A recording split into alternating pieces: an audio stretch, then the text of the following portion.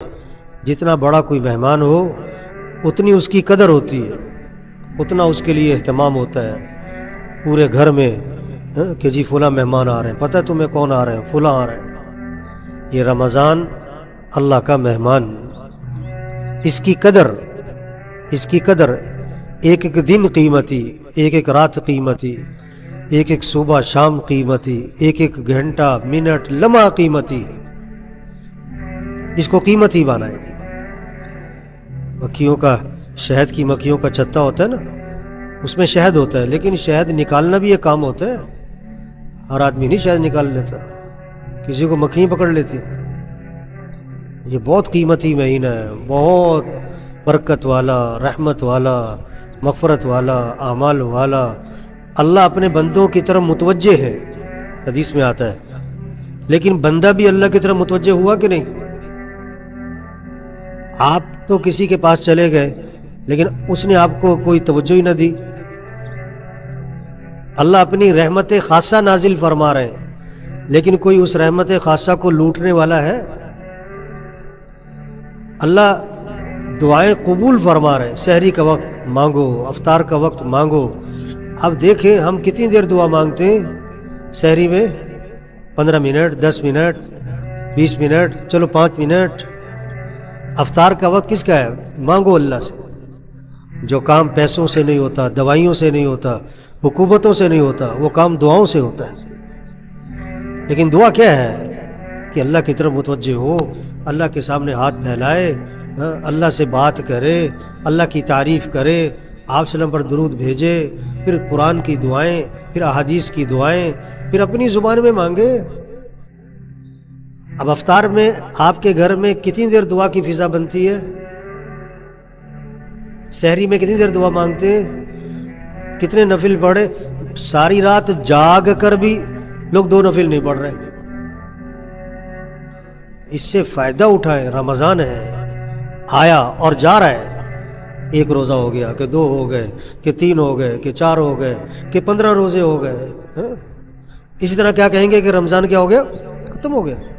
اللہ پاک نے قرآن پاک میں رمضان کے بارے میں ایک جملہ بولا، ایام معدودات، یہ چند گنتی کے دن ہیں، یہ گنے چنے سے دن ہیں، تھوڑے سے۔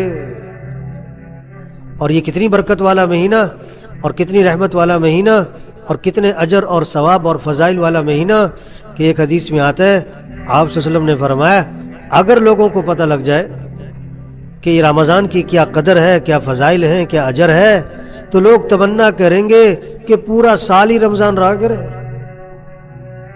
یہ ایسا برکت والا مہینہ، فرض کا ثواب 70 گنا بڑھ گیا، نفل کا ثواب فرض کے برابر ہو گیا، جنت کے دروازے کھل گئے، جہنم کے دروازے بند ہو گئے، شیاطین کو اللہ نے قید کر دیا۔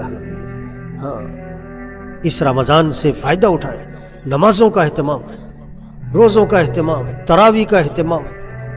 کتنا بڑا طبقہ ہے وہ رمضان میں بھی مسجد میں نظر نہیں آ رہا ہے۔ کتنی سخت بات اللہ کے نبی نے فرمائی، بد نصیب ہے وہ شخص، بد نصیب ہے وہ شخص جو اس مہینے میں بھی اللہ کی رحمت سے محروم رہ جائے۔ توبہ توبہ توبہ، بد نصیب، اللہ کے نبی فرما رہے ہیں، جو اس مہینے میں بھی اللہ کی رحمت سے محروم رہ جائے۔ ایک سے پوچھا میں نے، روزہ رکھ رہے ہو؟ کہتا جمعے کا رکھ رہا ہوں۔ ارے یہ تو بچوں کے لیے ہوتا تھا کہ چھوٹے چھوٹے بچوں کو عادت ڈالنی ہے، چلو جمعے کا رکھنا شروع کرو۔ گرمی ہے تو کیا ہوا، دن لمبا ہے تو کیا ہوا، اللہ کا حکم ہے، اللہ کا حکم ہے، مولوی صاحب کا نہیں، جس نے آنکھیں دی، ہاتھ دیے کہ روزہ رکھو، اللہ کا حکم ہے۔ ہم مسلمان ہیں، ہم اللہ کو ماننے والے، قرآن کو ماننے والے، جنت اور جہنم کو ماننے والے، اللہ کے نبی پر ایمان لانے والے، روزہ رکھنا ہے۔ ابا کے ساتھ خیر خواہی، ابا روزہ رکھو، اماں کے ساتھ خیر خواہی، اماں روزہ رکھے۔ چھوٹے بچوں کو صحابہ روزے رکھواتے تھے، چھوٹے بچوں کو شام پڑ جاتی انہیں کھلونے دیتے تاکہ کھیلتے رہیں، وقت پورا ہو جائے۔ ایسی چیز نہیں ہے روزہ کہ آج طبیعت ٹھیک نہیں، تو روزے میں صحت ہے کہ بیماری ہے؟ بیماریاں زیادہ کھانے سے ہیں کہ کم کھانے سے؟ روزے میں شفا ہے۔ ہاں، روزہ رکھنا ہے، مرنا تو ہے ہی، اگر مر گیا تو روزہ رکھ کے مرے گا تو، ذرا کوئی مسئلہ ہوا روزہ چھوڑ دیا، نہیں، ہم مسلمان ہیں، نماز پڑھنی، مسجد میں پڑھنی، جذبہ ہونا چاہیے مسلمان کا، مسجد جانا ہے، مسجد میں دل لگنا چاہیے، ایمان کی نشانی ہے، حدیث میں آتا ہے جس کو مسجد آتا جاتا دیکھو اس کے ایماندار ہونے کی گواہی دو۔ آپ صلی اللہ علیہ وسلم نے فرمایا جو مسجد سے محبت کرتا ہے اللہ بھی اس سے محبت فرماتا ہے۔